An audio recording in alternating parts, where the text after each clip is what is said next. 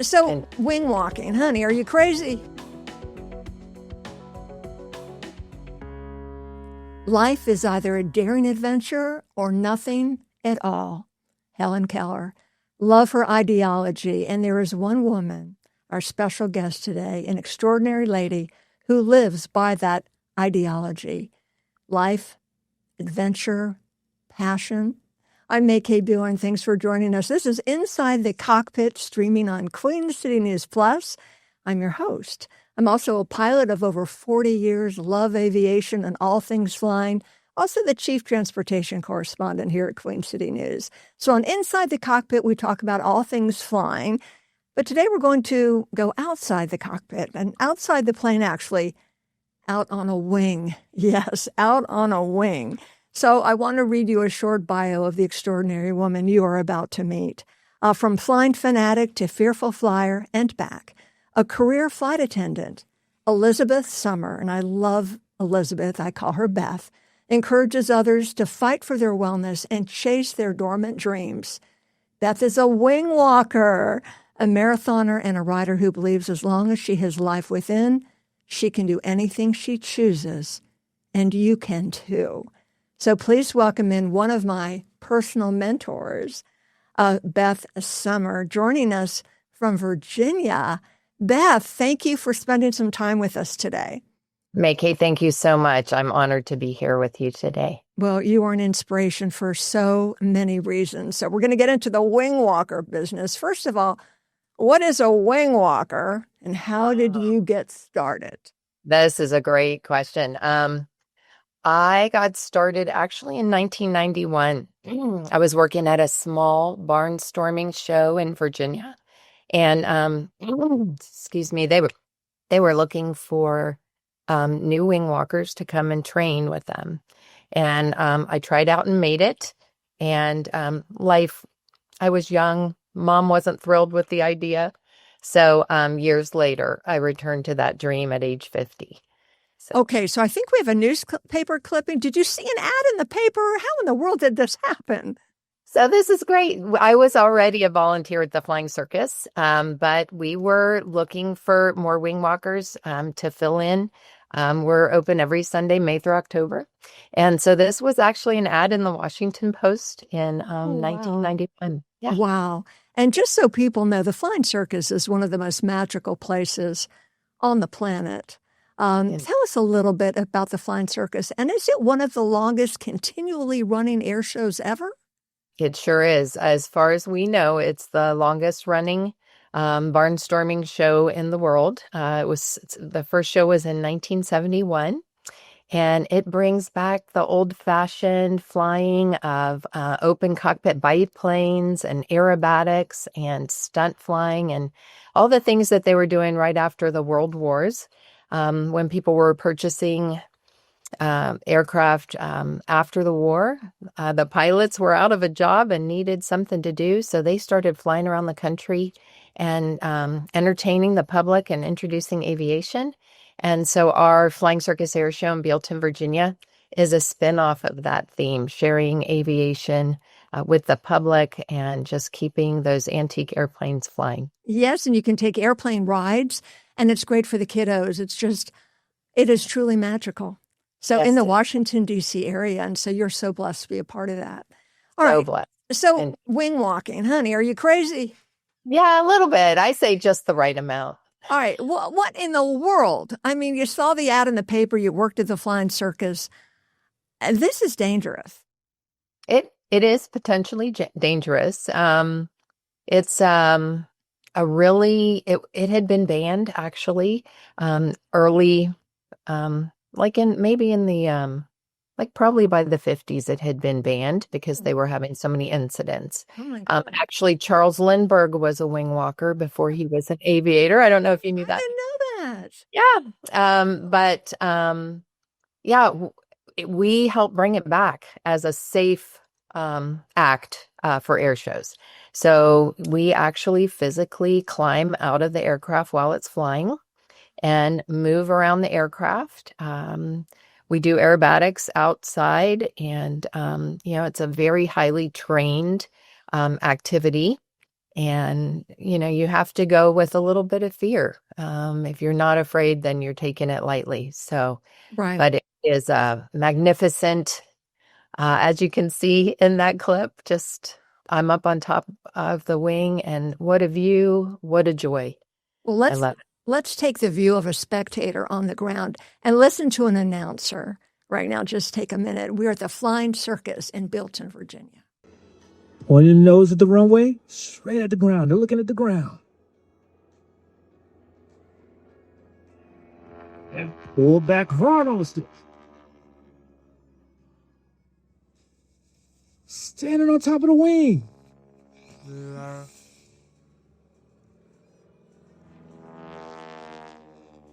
Unbelievable.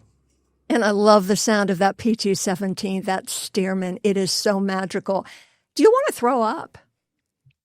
No, I don't. Do you eat before you do this? How do you prepare for this?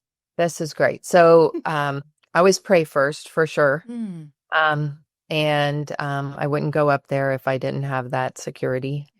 I stretch and take it easy during the day. Try to keep things at a low stress level. I want to be completely focused. I eat light foods in advance. Sometimes it's bumpy, but fortunately I don't have a tendency towards air sickness. So far, no stomach problems. So I know you have to be disciplined. It's like the pilots who fly this plane. You're focused, you're concentrating. Correct. What does it feel like, Beth? So you said you have to have a healthy respect. Same with us as pilots, right? We're not afraid, but we have to have a healthy respect. If something doesn't feel right, we don't do it. What are you thinking about when you do it? Or are you just going through the choreography of your moves? What goes on in your head? Yeah, that's a great question. You do have to be very focused. I've been wing walking since 2018, and still every time I stand up in that seat to step out into the wind stream, it always catches my breath because I'm going faster than I remember from the time before. So I have to be very focused, very mindful of my handholds, my foot placement. I have to have the ultimate trust in my pilot. And that clip you just saw, I was flying with RJ Gritter. He's a wonderful aerobatic pilot, very accomplished. And you are putting your life in their hands. So before you even get off the ground, you have to have that trust built with your pilot. And then throughout as you see in this clip, I'm hanging upside down. One of my friends, this is her favorite part. It's nerve-wracking. I'm really hanging by my ankles. So once we have finished this part, once I'm hanging upside down, waving to the crowd, it's really pretty incredible. I get back up and I end up climbing up onto the top wing. And up until I get to the top wing, I'm completely focused on every move, my timing, what the pilot is telling me. But once I get up on that top stanchion, you see that metal bracket up on top. That's what I lean up against when we're on the top of the wing. And it is pure freedom. There is nothing around. It feels like flying. And I just lose myself in the moment. I love this. I love your sense of adventure. I love the freedom. So much to talk about. We're going to take a quick break, Beth, and we're going to be back right after this. Stay where you are. All right, we're back with Inside the Cockpit, streaming on Queen City News Plus, talking with Beth Sommer, really one of only a dozen or less than 20 or so wing walkers who wing walk on a regular basis in the world. And you can see her performing at the Flying Circus in Bilton, Virginia, every Sunday in the summer season, weather permitting, before we go back to her harrowing tales and about some of the setbacks in her life that have to do with grief and some hard times. Just want to bring myself into the picture for a moment. Beth is my mentor. 3 years ago today, I did a wing walk, and she trained me for this. This was just a one-time thing. There I am. You can see my backside climbing up on top of the Stearman. There I am practicing on the ground with that beautiful PT-17. And there we are in the air, and that's my son, RJ, flying the plane. Got up there, and it was really windy. So that's all I'm going to say about the wing walk. I wasn't nervous. I didn't have time to think about anything other than what Beth taught me to do. Didn't quite have my foot in the place I wanted it to be in, so I didn't feel comfortable standing up. But you need to understand I was not tethered. And so, Beth, I want to talk to you about when you do your wing walking. Are you tethered? We are not tethered. A lot of the wing walking acts, and you're right, we're right around 13 to 15 active wing walkers in the world right now. Wow. Most of them do tether, which just means they have a safety harness attached to a part of the aircraft. So God forbid something happen, they are going to remain attached to the aircraft so they can get back in and land safely. But at the flying circus, we've trained since the 70s not to use a tether. And so we move around the aircraft based on rock climbing. If you're a rock climber, you know someone, you always have 3 points of contact, and that's how we move around the airplane without the tether. We will built in on that top metal stanchion when we go upside down. It's only about an inch of a belt, but our pilots hold such good pressure on the aircraft, we're not really coming off our feet in that maneuver. So that's how we've done it for years, and we've been very fortunate not to have any incidents, but we take it very seriously. We do it every Sunday, May through October, so we're very practiced and regimented in how we operate without that tether. So let's talk a little bit about, and if you're comfortable, Beth, talking about this, that you had a loss in your life that really affected you and perhaps affected your ability to fly, because you were a student pilot at one time, right, Beth? Were you learning to fly? Yeah, so I got my private license in yes. 93. Congratulations. Yeah. Thank you so much. And I got into aviation. My dad was in the Air Force. He took us to air shows. And I had an older brother, Mike. And Mike tricked me into coming out to the flying circus when I was 18. And he didn't really trick me, but what he tricked me to do was stick around and work in the ticket booth to let him go work on the flight line. So he and I worked out at the flying circus off and on for years. And he was a Marine, and he was avionics guy for the Marine Corps. And his dream was also to fly. So in 2000, he was about a week out from taking his check ride. And he landed on a non-show day at the flying circus. And he and his flight instructor crashed on takeoff out of there. It was June 23rd, 2000, so 25 years ago this coming Monday. And aviation is our life and our world and our family, and it just shook me to the core. I went from loving aerobatics and small planes to the thrill that comes with the adrenaline of a roller coaster ride or a open cockpit biplane ride. Instead of being a thrill for me, I experienced panic attacks from it. And so for years, from 2000 to about 2015, flying was hard for me. And my daughter had just graduated high school in 2015, and I went out to work at the flying circus again on a regular basis. And God just put some great pilots at the circus in my path, Chuck Tippett and Joe Bender. And they very gently got me back in the cockpit. And I soloed an aircraft again for the first time in 2018. And that's when I started wing walking. So they gave me that opportunity with a lot of grace. They would always say, if you're not comfortable, no harm, no foul. You don't have to do it, but let's give it a try. And so here I am 7 years later, still flying small airplanes and still wing walking. And it was a long journey to get there, a journey of healing, faith, and friendship. Beth, thank you for sharing that. And I'm so sorry for your loss. for other people that are lost in grief, and we all experience grief differently. Wow, you really came out the other side just shining. And I know it's been a difficult journey. What advice do you have for other people? They might be going through different difficulties, obviously, but for tough times in their life, maybe they're in a dark hole. Yeah, that's so great, May-Kay. If I had known earlier, what I would like to have known was that nutrition and movement and faith are huge components in healing. We'll talking with others is very vital. We do all experience grief differently.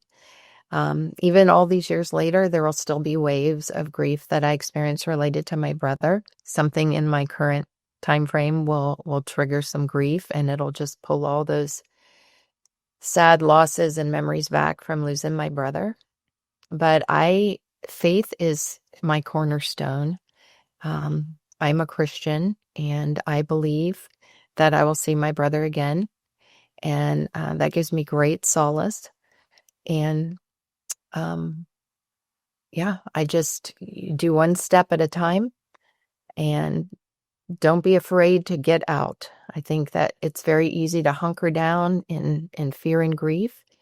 And the greatest things we can do is get out in the sunshine. It's very healing. Eat the right foods. Don't go for the comfort foods. They're going to make it worse. And go walk. I see a lot of people getting through grief with a lot of activity. And one of my activities was marathoning. So my brother and I had always talked about doing the Marine Corps Marathon, and he died in 2000. And by 2005, I felt focused enough to run the Marine Corps Marathon. And on every marathon I run, it's in his honor. And honor your people. That's another thing. I always do everything double. I made a commitment to myself when I lost my brother to do one for me and one for him and all the great fun things I do. So I've done 19 marathons. Wow. And I think of him on every one. Hopefully the 20th will be this October at Marine Corps. So we'll see. Wow. Beth, do you feel his spirit with you when you wing walk?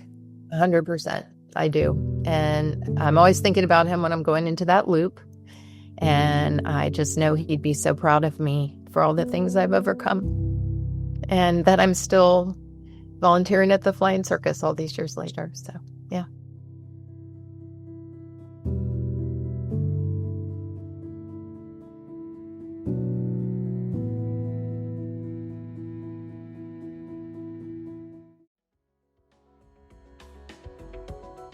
Forgive me because we're not supposed to talk age, but you're in your 20s. No, you're in your 50s? I am in my 50s. How are you doing this in your 50s? Got to climb up on that plane and hold on. And I mean, this takes a lot of strength.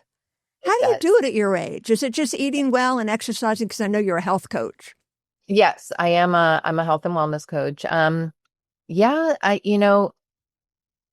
I like to compare it to dancing. You keep doing those movements, your body knows what it's doing. It's very important for me to hold on to my health as long as I can. And that first wing walk was in 2018. So I don't mind telling you I'm 57 years old, and I'm going to keep moving and doing the fun things until my body won't let me anymore. So, Beth, where can people see you? Tell us about the Flying Circus again and how they can get in touch with you. Yeah, for sure. So Flying Circus Air Show is in Bealton, Virginia. We're about 50 miles outside of Washington, D.C. in the countryside. As you can see, beautiful grass strip. And we're open every Sunday, May through October. You can find the air show on Facebook, Instagram, or www.flyingcircusairshow.com. If you want to get in touch with me, want to talk about health and making things better in your life, feel free to reach out to me at elizabethsummerhealth@gmail.com. Okay, one last question. You're going to close this out. You're really out on a limb, out on a wing, out of your comfort zone. What message do you have for people? I mean, you're a rare person on the planet to do this on a regular basis. We understand that. Most people will never do this, but people who are stuck in a comfort zone and who are afraid maybe to go after their dreams, in any arena, obviously it doesn't have to be flying, what would you tell them? Fear is a mindset. I think that we fear things and make them bigger than they are. So if you are afraid to do something, talk with someone, analyze it, make sure it's not dangerous or putting you in jeopardy. But talk with a professional like outdoorsman or canoe person or surfer or whatever your fearful thing is. Go talk to somebody professional. I tell people who are afraid of flying all the time, one of the greatest things you can do is have knowledge. Go take a ground school class. You'll understand how it works, and that will take a lot of the fear out of it. So don't be afraid to try new things. But if it's something you've always admired or wanted to do a little homework and take baby steps. You can climb Mount Everest in baby steps. Or climb out on the wing of an airplane. Or Right. climb off the couch. Whatever it is for you. Beth, God bless you. So sorry for your loss, but what a beautiful story how you have transformed your life and inspired so many, and I admire you so much. So from inside the cockpit here at Queen City News Plus, I'm May Kabilar, thanking Beth for joining us and sharing her amazing wing-walking story of inspiration. And we thank you all for joining us, and we'll see you next time.